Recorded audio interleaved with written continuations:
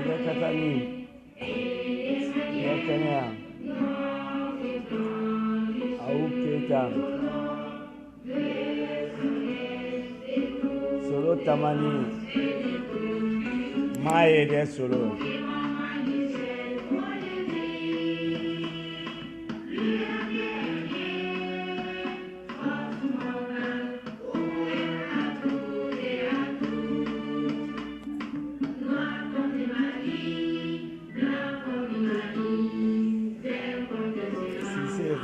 Ça va?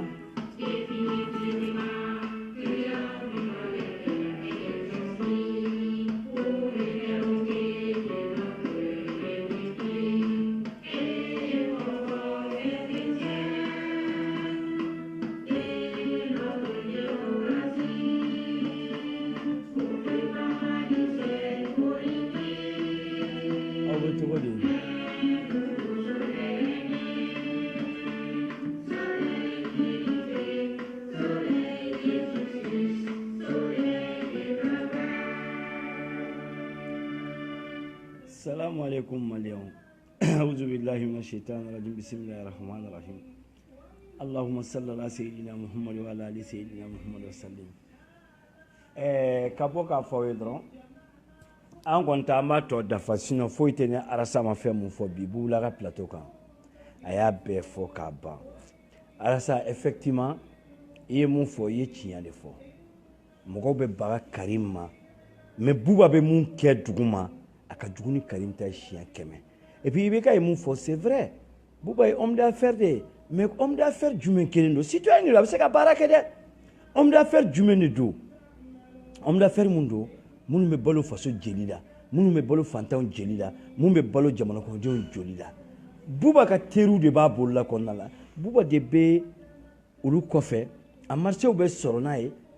O appel d'offre gɛrɛya gɛrɛw ye Bouba de ka appui ye a kɔnɔna la. Comme quoi bi, mais exemple ta dron, BMC kelen Babaliba, no Ibeka n'a ka famille ka banquier. Munela Ibeka n'a ka famille ka banquier de lobby. Babaliba Bouranke, no e papi Soumaré, no le Babaliba demuso folo furu.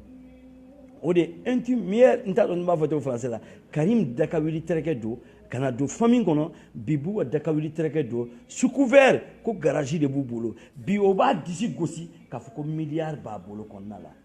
Ante jamana lay doni jamana ko anga jamana bla ɲɛfɛ anga fantanw jeli toyin anga baara kɛ Buba i bɛ se ka baara ɲini comme quoi i fa ka tɛ baara ɲini ye mais e b'a dɔn e bɛ mun na bi an b'a dɔn e bɛ mun na e bɛ mun kɔnɔ bi an b'a dɔn bi diɲɛlatigɛ kɔnɔna na ala arasa i ye mun fɔ tiɲɛ don defe mun ko k'u bɛ taa grève la mais defe mun ta n'u taara grève la u taara grève la u yɛrɛ de u sumayara tagali la grève la ne y'a ye ɲɛ la mois de décembre ministère de la défense DFM n'o ye Wahabu Touré billahi elezi an b'an ka mandaw boliboli la n bɔra ka kuma fɔ n ko wa n k'u b'a fɔ k'a fɔ ko trésor la ko wari bɛ di tiɲɛ ka di ala ne ma wari di o ye 62 millions sara ne ye 1000 ma di PR ma fo n'a ka ne ye juru mun ta wallahi ne ye mandat 17 milliards ne ye mandat 18 milliards ne ye mandat 7 milliards ne ye Karim ye ministère de la défense kɔnɔna n'a donna défense kɔnɔna la i b'a fɔ fa ka don DFM na a bɛ boli le tar ne y'o mandat ye ɲɛ la a bɛ don mun de la o ye avion wariw de saratɔla ye irisiw ani tubabuw bɛna don k'olu appuyer olu ka wariw bɛ sara cogo min na ne y'o ye ɲɛ la wallahi ni n y'a dala sini kiyama n ka taa bɔ a la o kɛra décembre san bɛna yɛlɛma il faut que juru bɛɛ ka sara budget bɛna fermer 300 et quelques milliards mun dira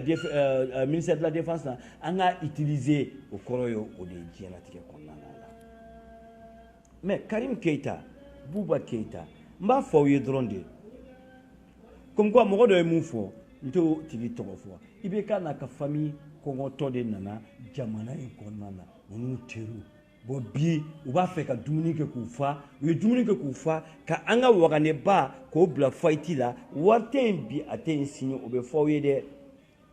aw fonctionnaire minnu ko k'aw tɛ Sumala Sise dɛmɛ parce que n'a nana aw ka maguyi ninnu bɛ dabila généraux minnu ko ne Sumala Sise nana u bɛ sonyani mun sɔrɔ k'a bɛ dabila mais aw ye généraux a bɛ komi aw bɛ retraite de la parce que i sigilen do turubu t'i bolo i sigilen do wari de bɛ d'i ma i bɛ ta k'a dun o i ka salaire o salaire nin t'i bɔ diɲɛnatigɛ kɔnɔna na a la a bɛ bɔ dɔrɔn k'a fɔ aw ye maliyɛnw an ka ɲɛ yɛlɛ Arasa y'a bɛɛ ɲɛfɔ aw ye n'o ye ministère de la défense DFM ye mun tɔgɔ fɔ Wahabu Ture a tɔgɔ ko Wahabu Ture Karim ka mandat bɛ sara cogo min ka d'a ye Bubu Sise bɛ mandat bali ka sara mais o mandat qualité bɛ sara Papi Soumaré ninnu ka mandat bɛ sara Papi Soumaré ninnu b'u disi gosi bi k'olu ye milliardaire ye Mali an ka Mali lajɛ hasidiya tɛ ɲangoya tɛ ne bɛ Ala tanu wallahi bɛ Ala tanu bɛ kira tanu bɛ fa ni ba tanu mais jamana bɛ état mun na bi jamana man ka kɛ tan jamana man ka feere tan cogoya la tan ko CMDFR mɔgɔw bɛ grève la pendant 8 mois Arasa ye mun fɔ effectivement c'est vrai parce que ne mina mɛna terrain na ani ne mina mɛna camion na terrain dépassé ka nɔgɔn ni camion ye bon terrain sira de bɛ depuis lawale dugu minnu b'a sira la bi kɔngɔ de b'u la minɔgɔ b'u la kɛnɛyabaliya b'u la fɔlɔ u tun bɛ balo terrain de la ne yɛrɛ ye togoto quoi de an bɛɛ seminɔ mɔgɔw de an bɛɛ b'a dɔn yen tun bɛ balo cogoya min na mɔgɔ mɔgɔ donna terrain kɔnɔ mɔgɔ mɔgɔ taara Dakar i bɛ togoto dɔn i bɛ togoto zamɛ in dɔn bon ne ye togoto ka ye ka bɔ k'a fɔ IBK n'a ka famille a fɔra an ye ko kɔngɔ tun b'u la mais an y'a dɔn bi de kɔngɔ de tun b'u la u ye Mali Bilize bila ka taa fight la Bilize tɛ yen tuguni wari tɛ yen tuguni IBK i delila ka fɔ ne ɲɛna ni n y'a di la sini kiyama kɛnɛ kan n ka taa bɔ i la an bɛ campagne kɛ en 2013 Kucala i ka hôtel kɔnɔna la ne bɛ yen Ibert Cɛman Kulubali bɛ yen mɔgɔ dɔw bɛ yen n tɛ mɔgɔ tɔgɔ fɔ an nana an sigilen bɛ suraka mɔgɔ 5 Kidalikaw de don cɛ kelen bɛ yen o ye waritigiba ye i ko effectivement nordiste ninnu ko tiɲɛ b'u bolo ko mun na n'u ka wariw nana u ka wariw bɛ minɛ ka dun ko Bagaga bɛ révolter don min na ko Bagaga taara ministère de la défense la a bɛ ka faama dɔ kɔnɔ yen a ye 4 heures de temps k'a sigilen bɛ ka faama in de kɔnɔ a b'o ka secrétariat la jaja faama in ni bogotigini dɔ de tun bɛ bureau kɔnɔna la o faama in ni bogotigini in bɔra wagati min na a ko Bagaga ma ko vraiment ko temps t'a bolo Bagaga nana Ibrahim Bagaga nana i bara assemblée la a ko Ibrahim Boubacar Keïta cette fois-ci nous on va révolter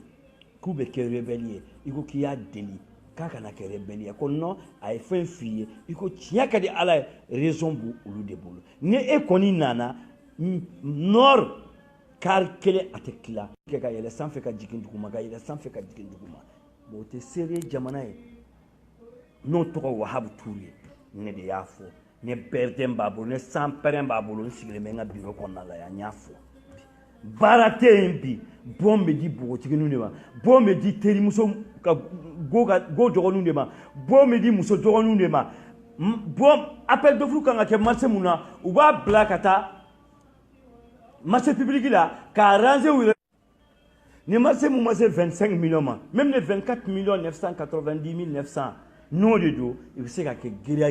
u b'o dilan a bɛ di muso dɔgɔninw ma a bɛ di terimusow ma a bɛ di bogotigininw ma olu de bɛ don n'i taara défense la bi i bɛ musomaninw ye i ɲɛ la bi n'i taara bibliothèque la i t'o y'i ɲɛ la bilahi lezi mɔgɔ min bɛ k'a fɔ a b'a dɔn bi sérieux tɛ Mali baara kɔnɔna na a la k'a ɲɛfɔ aw ye dɔrɔn ko DFM minnu bɛ ministère de la défense la k'aw bɛ taa grève la n'aw taara an ko filakan na nin handi ye mun a jo de b'aw la parce que aw de dɛmɛ n'u fɛ aw de b'u nɔfɛla la 300 et quelques milliards mun b'aw bolo aw n'olu de y'a jɛ k'a dun ye n b'a dɔn ne b'a dɔn bilahi n b'a dɔn avion sanna wari minnu na aw b'a dɔn a sur facturation de don aw b'a dɔn galon de don aw b'a dɔn appel d'offre secret ye aw b'a dɔn galon de b'a kɔnɔ aw b'a dɔn aw ka dumuni de b'a kɔnɔ la Karim ka dumuni b'a kɔnɔ IBK ka famille ka dumuni de b'a kɔnɔ la jamana bɛ se ka jɔ o la cogoya jumɛn kelen na 18 milliards 7 milliards 8 milliards mandaw bɛ tile ka tɛmɛ trésor la nin na défense ka mandaw a bɛ tɛmɛ ɲaki foyi t'a tɛmɛ ni la diɲɛlatigɛ kɔnɔna la a tɛ Mali intéressé a tɛ sɔrɔsiw intéressé a tɛ don balo la a bɛ don avion combat de la mais balow bɛ taga o mandat tatɔla ye balaw ye diɲɛlatigɛ kɔnɔna la ni état mun ye sérieux ye engagement dossier n'a engagé la diɲɛlatigɛ kɔnɔ engagement kɔrɔ état sɔnna ka engagé amena ni san normalement au marché o kan ka exécuter o wari kan ka sara mais wari te o wari dumunien do logiciel de be mun be engagement ke cela veut dire quoi logiciel abe bubu sise ka yoro de la ministère de la défense ministère de la finance de ta logiciel o logiciel no normalement no maçon et engagement tise ka ke engagement na au be bembembe de ka konna de la au be ka dumu a kera ma famille de bubu sise nu be kera multimilliardaire ni de la parce que nous mandat au test ne bubu sise nu ma fin sur ala ne de ya fawi ba don tɔgɔfɔ man di ɲɛ hayisan mais semaine kɔnɔ n bɛna don tɔgɔfɔw de la k'a fɔ parce que mali in kɔnɔna la dɔw kana dɔlɔ min dɔw ka naganagakan fɔ jamana bɛ ka taa fayiti la dɔkitɛriw bɛna taa grève la juges bɛ grève la tile 70 ni kɔ bi école-maîtriw ma sara école-sow nɔgɔlen don walidenw de bɛ kalan na ye jamanakɔnɔdenw de bɛ kalan na jamana ka avenir ye kalan de na aw ma miiri o la aw ma tasi o la yanba in de b'aw bolo bi fo appel d'offre fo gereyagerew de b'aw bolo bi Buba Keita ka appui mun bɛ dugu in kɔnɔ bi Karim ka o appui t'a kɔnɔna la ne de y'a fɔ aw ye n tɛ sɔn k'a fɔ ɲɛngoya tɛ dɛ aw b'a dɔn bɛ k'a fɔ minnu bɛ yen minnu y'a kɛrɛfɛmɔgɔ ye walahi ne t'aw si contre la diɲɛ kɔnɔ mais réalité ye réalité de ye BMS Babaliba n'i y'a ye a tora ye munna Karim Keita de sababu y'a la parce que munna Karim Keita ka baarakɛla de tun bɛ comme Papi Soumaré u ka sous-couvert ye mobili loué de u ka sous-couvert ye mobili dilan de mais k'a sɔrɔ u bɛ marché de milliards de kɛ olu sababuya de y'a kɛ Babaliba tora ye san 10 ni kɔ Bubu de y'i jɔ télé la k'a fɔ mɔgɔ tɛ se k'a baara in kɛ ni Babaliba tɛ Ikor Jara ninnu bɛ yen Lafiya Koyita ninnu filɛ BMS la Lafiya Koyita ye baara mun kɛ BMS la BMS mɔgɔw b'a dɔn jamana b'a dɔn bɛɛ b'a dɔn mun don ATT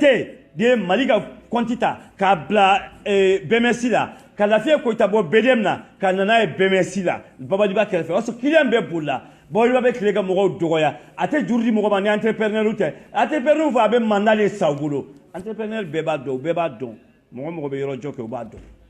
ni nana i ka mandat a b'a san de a b'a fɔ vraiment ale b'a sa i bolo parce que munna a bɛ temps ta yani banque yani état k'a sara ale bɛ se k'a sara a b'a domicile a b'ale ni trésor ni ɲɔgɔn cɛ a la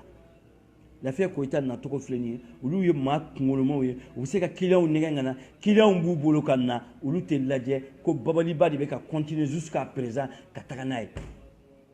a don n'i mago bɛ Babaliba la f'a dɔgɔnin dɔ de tun bɛ yen ko Belkoba o bɛ BDM o tun ye député de ye f'i ka passer n'o ka canal ye n'i bɛ fɛn mun di i b'a di Belkoba de ma pour que Babaliba ka se k'i ka ci ɲɛnabɔ Babaliba ka cabinet expertise de b'a bolo n'i ma passé au cabinet expertise la i tɛ juru sɔrɔ BMS la n bɛ fama wagati mun na n b'a dɔn tiɲɛ de don maa o maa bɛ BMS la k'i b'a fɔ alhamdulilayi rabbil alamina i ye Karim ka pion ye bi an bɛ don min na a ka recommandement a ye miliyari 100 di ma BMS la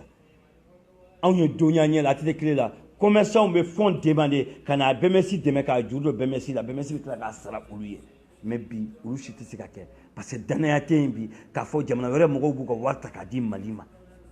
bon Mali tacogo filɛ fayiti la aw ɲɛ bɛ gɛlɛya mun na aw ɲɛ b'a la bi an bɛ yɔrɔ min na bi bi na ko salaire le premier y'a kɛ ka salaire ma sara n ye mun fɔ kalo 2 aw minnu dɛmɛna ATT fɛ IBK fɛ aw de bɛ tila ka wuli ka na k'a fɔ ko tiɲɛ ba anw bolo aw de bɛ tila ka wuli ka na yira anw na k'a fɔ vraiment aw ta tɛ hasidiya ye aw ta ye jamana ko de ye diɲɛlatigɛ kɔnɔna la ko retraite ninnu ma olu ma sara jusqu'à le 5 y'a sɔrɔ u ma sara aw y'o fana y'aw ɲɛ la o ye jamana seerelen normalement le 25 b'a sɔrɔ bɛɛ ka virement kɛ n'i ka compte kɔnɔna la arasa ka bɔ k'a f'i ye DFM ninnu kana dɛmɛ u fɛ dɛ n b'o f'i ye député de DFM ninnu kana dɛmɛ u fɛ dɛ a jo de b'u la olu n'olu de jɛra ka wari in dun ɲɔgɔn fɛ olu n'u jɛra ka jamana in naraki ɲɔgɔn fɛ jamana in tiɲɛ yɔrɔ bɛ yen o ye ministère de la DFM fanfɛla de ye parce que munna olu bɛ bɛn a kan u bɛ besoin créer besoin mun jamana mago t'a la u bɛ taa marché de public b'a valider diyagoya la ou bien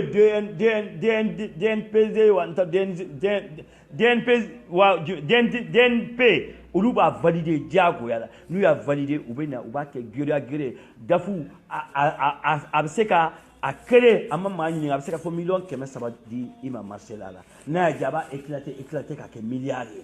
En tant que n'a 25 millions, 23 millions et quelques, 24 millions et quelques, au bout de Farafragnon à Kakite, Jamana ka foy qui fleur. Ou ka wartu yoro in fleur, tant que yala. Ibeka n'a ka famille de cette affaire. Bouba est pire, Bouba est sani kumfla, billahi les imo foy. Bouba be bara mu ke tukungono. Bouba be marché mu ke tukungono. Bouba ka api mu me tukungono. Na be fora malien de mu yere fora, be pora mi ko yere fora. A fora ko Ibeka n'a ka famille kongoto de nala. Effectivement, c'est vrai. Ibeka bena fangala. Waso mobili bontate Ibeka bolo. Adipe maliba de kuma mobili ba bolo. Mais bi avec a sala na. Sinon les santé menen ko ma amasala parce que ko do temenu uni nyonche ala ne bo don menete au fond. Malien anga wili anga jo ansenka. Anga wili anga hake demande. Anga wili anga to ni démocratie nganaraki ambulo. Anga wili fanga mun shuyana anga ni Kadi atigima no ye Soumaïla Cissé no ye peuple ka fanga ye no ye jamana ko denw munun ko jamana ka changement olu ka fanga ye anw be jamana ka hɛrɛ de fɛ c'est pour ça ni kala ta ka taa fili Soumaïla Cissé an ɲɛ bɛ Mali ka ɲɛtaga de la an ɲɛ tɛ ɲɛtaga la nin la ala o ye ka bɔ k'a fɔ aw ye Alasa ye kuma bɛɛ fɔ bi k'a ban mais n b'a ka kuma minnu sɔnji la n bɛ minnu dɔn Karim Boubacar Diouf ni Karim nous me vérité ni bouna hadamadena comme marbatika vérité TTC faoula ça fait 85 millions 600 000 francs en TTC 85 millions 600 000 francs mais ouba ni comme marbatika comme ministre Bathily Moufo comme mobile bi wolonvla de kumé 4 ba mobile bi wolonvla benina sungulu sira teria sira la ago Allah idro gɛlɛya bɛ jamana in kɔnɔna la vérité bɛ jamana in kɔnɔ parado nouveau bɛ jamana in kɔnɔna la a tɛ Japon mais pourquoi est-ce que o ye Mali ko ye o tɛ ka Mali dafiri o tɛ ka Mali bila fight la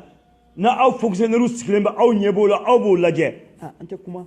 n'a tonna a bɛ to an bɛɛ kɔrɔ mais aw de bɛ fɔlɔ ka y'aw ɲɛ la aw minnu tugura Ibeka kɔ minorité mun tugura Ibeka kɔ ka Soumaïla Cissé ni jamana kɔnɔ denw minnu ko jamana ka changement k'u ka hakɛ suɲɛ ka di Ibeka ma aw de bɛ fɔlɔ ka y'aw ɲɛ la depuis sisan a y'a y'aw ɲɛ la parce que le 25 t'a sɔrɔ salaire si ka salaire b'a sɔrɔ a b'i ka compte kɔnɔna na a la aw y'a y'aw ɲɛ la bi marché bi baara de don marché in tɛ fɛn wɛrɛ ye o a bɛ gouvernement de ka minɛn don gouvernement ka besoin de don a bɛ bila faso baara de don a bɛ taa kɛ ka baara de kɛ ça c'est normal n'i y'a sɔrɔ i garijɛgɛ don hasidiya tɛ mais an bɛ yɔrɔ min na surfacturation n y'o de f'u ye u b'a ta ni nin niveau de ye Ibeka de y'a voté assemblée la DFM droit b'a bolo ka marché di fo miliyɔn 300 mɔgɔ da t'a la a tɛ tile la miliyɔn 10 DFM tɛ tɛmɛ o kan Modibo Sidibe nana fara k'a kɛra miliyɔn 30 ye Ibeka nana y'a kɛ fo 300 millions francs CFA ye 24 millions i bɛ se k'a di fo hakɛ man diya diɲɛlatigɛ kɔnɔna la défense régie dɔrɔn de kɔnɔna la i b'a ye musomanni npogotiginiw olu de ka seki bɛ sara la dɔrɔn miliyɔn 10 15 tan wɔɔrɔ mɔgɔ minnu t'a dɔn baara ye mun ye diɲɛlatigɛ kɔnɔna la marché BTP u b'a bɔ k'a di musomanniw ma a la gow minnu b'u ka municipaux dɔ ka du u ka bureau kɔnɔna la bilahi u tɛ Chevron tɔgɔ dɔn n'i y'a ni bɛ yɔrɔ jɔ Chevron ye mun de ye u t'a tɔgɔ dɔn diɲɛlatigɛ kɔnɔna la a bɛ engagé ka d'u ma tile kelen a bɛ engagé ka d'u ma tile kelen u bɛ taa domicile banque la k'a wari ta banque bɛ se ka 50% di a 30% 25% a 30% yɛrɛ tellement u bɛ surfacturation kɛ wallahi billahi u bɛ marché exécuté k'a ban a 70% u bɛ n'a sara u ye dans quelques jours n'u tilala baara la o bɛɛ de bɛ kɛ ministère de la défense in na mais n'a tonna a bɛ to an bɛɛ de kɔrɔ wari aw y'a dun n'aw ye jamana in bila fight la aw b'a ye aw ɲɛ la ya kelen n'o DFM tɔgɔ Wahabu Ture n'u ye dabi ta o de n'u dabi ta u la wuli ka bɔ yen ka na o sigi u y'o la bɔ yen ni cause de parce que fɛn dɔw bɛ yen o fana ye maa kun kelen de ye a tɛ sɔn a ma u ye dabi ta u la wuli ka bɔ yen ka baga a ma pour rien dabi ta wulila ka bɔ yen sɔrɔdasi bɛɛ bɛ kule la mɔgɔ o mɔgɔ ka besoin bɛ ministère de la défense la bilahi ne yɛrɛ da ne kulo ko dabi ta o taara wallahi bilahi olu t'a dɔn u bɛ fɛn o fɛn fɔ diɲɛlatigɛ kɔnɔna la parce que mun de la dabi ta o de b'a baara dɔn a bɛ yen il y a longtemps ko ni mun nana a t'a baara dɔn a bɛ se ka président n'a denw ka hakɛ dɔrɔn de d'u ma olu ka sago n'olu ye minnu fɔ dɔrɔn o de bɛ kɛ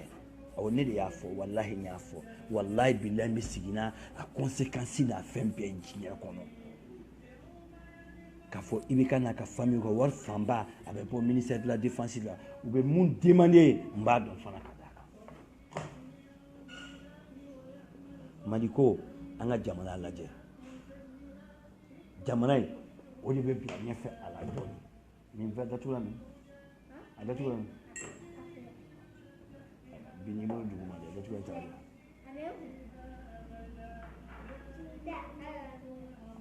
Aliyan an bɛ jamana bila ɲɛfɛ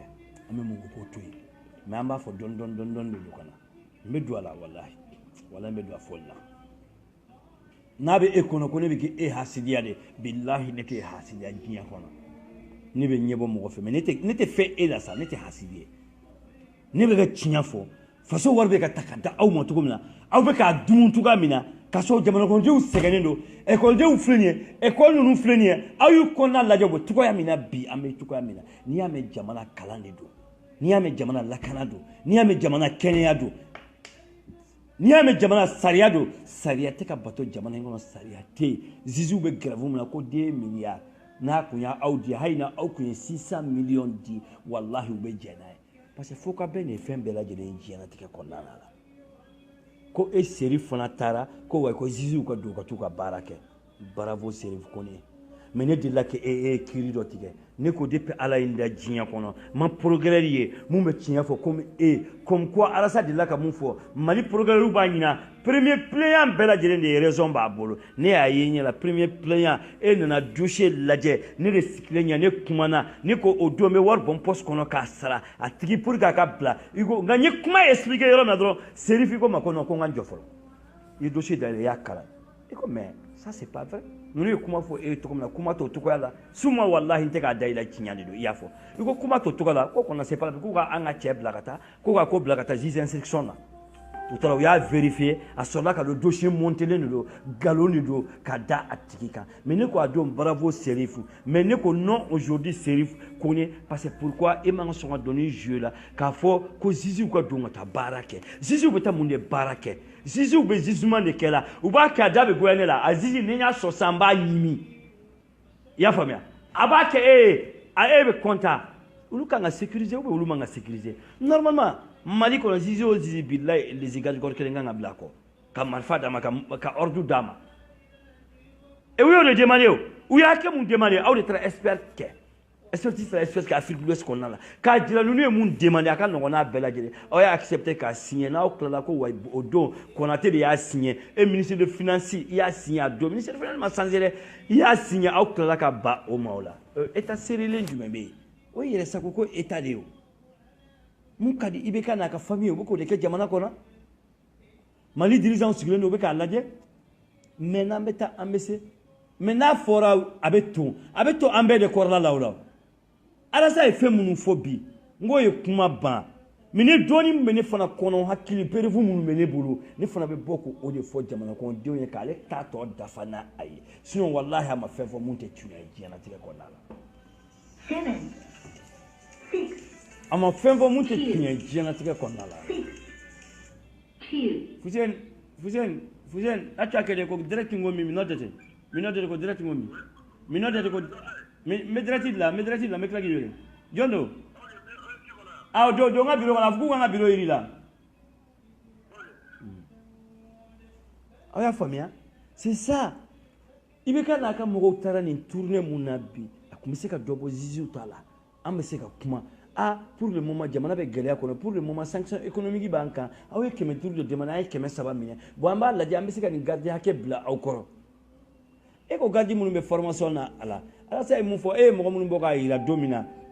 22 don o lendemain attaque mun kɛra dan de b'a la o kɔni e minnu formé kɔni olu kɔni ma formé Mali kama u formé na e de kama k'e lakana mais u bɛ jamana de lakanali kama a la sinon fɛn tɛ k'i la o i b'i ka so de o mais a jirali la i y'an ka hakɛ mun suɲɛ dɔrɔn an mago b'a la i k'a bɔ k'a d'an ma basigi kɔnɔna na a la o lendemain nin de kɛra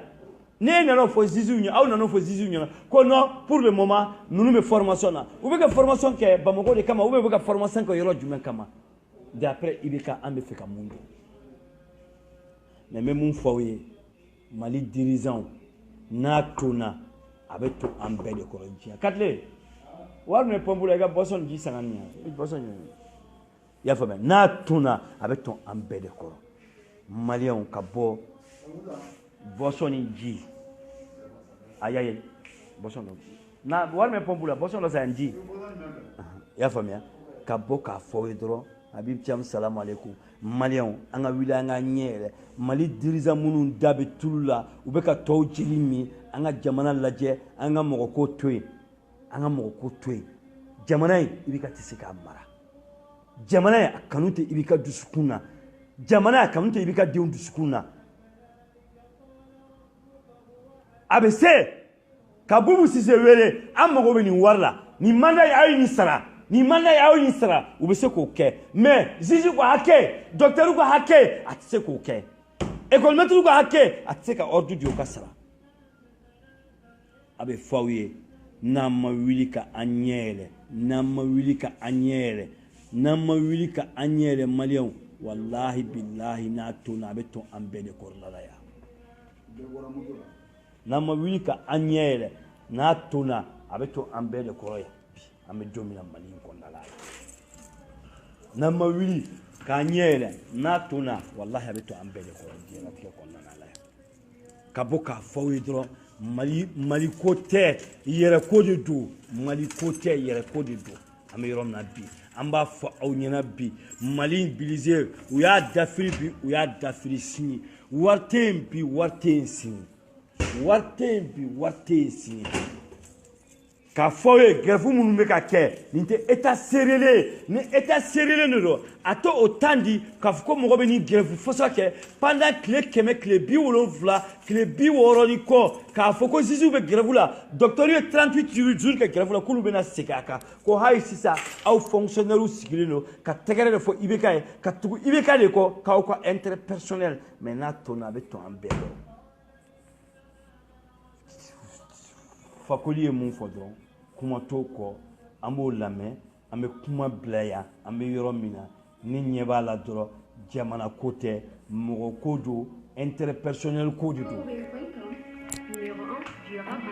ne ka kuma fɔ ye dɛ ɲɛngoya kuma tɛ suma walahi bilahi mobili louela bi a b'a disi gosi ko miliyari b'a bolo n'o ye Papi Soumaré n'o ye Babaliba Burankɛ ye bilahi elezi olu ni Buba ninnu ni Karim ninnu Mali tulu b'olu de bolo bi kan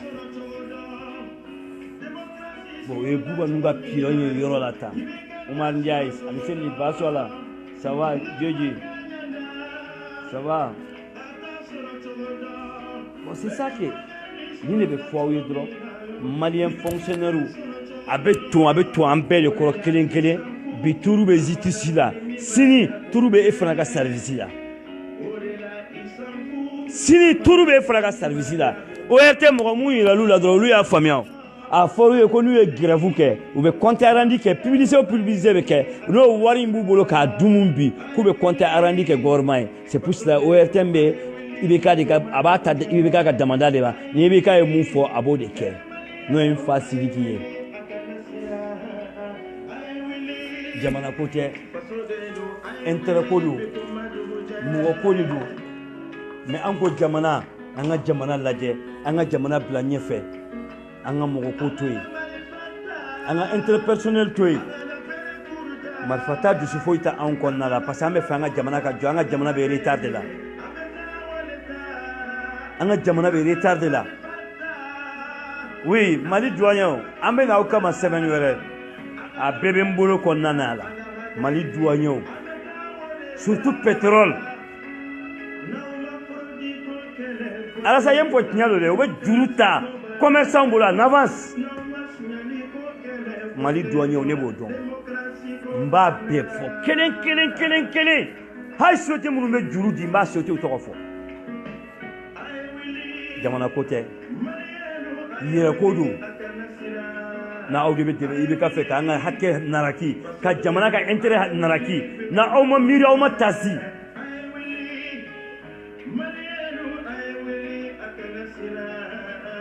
ni suguru bɛ nin ta la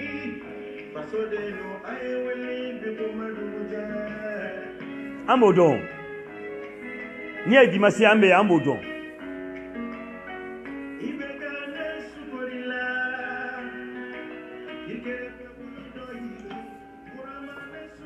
baki o wajibi de ministre des finances sans saba ataka barado hay si so be maintenir parce que école jara condition awo koma now nana ka certification lo fama ko non ko ka laje aw bulu barakala boy ka bubu sige sans saba mali be gɛlɛya kɔnɔ ibe ka mali kanu te ela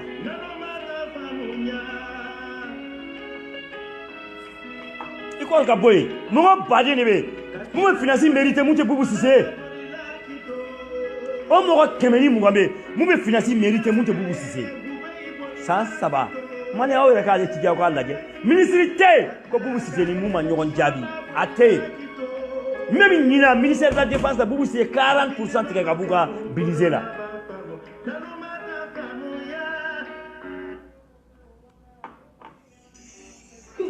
assalamu alaikum malien ne be kuma bila yan ni aw tolu n'aw garijɛgɛ ye aw denkɛ Ibrahim Yatta ala ka tile hɛrɛ da an n'aw ma ala ka jamana basigi an b'an ka hakɛ an b'a ɲini Allah subhanahu wa ta'ala bolo se b'ale de ala k'o da an ma ala k'o da an ma anw tɛ se ka kuma ka bɔ n'an m'an fa n'o ye ɲɔrɔnbu ye serifu la serifu jɛman ye ka bɔ ka tila kuma na k'an fa Mahmud Diko fo n'o de ye bɛ ala dɔn a bɛ kira dɔn na anw ani ale ani buye n'a ka denbaya ani jamana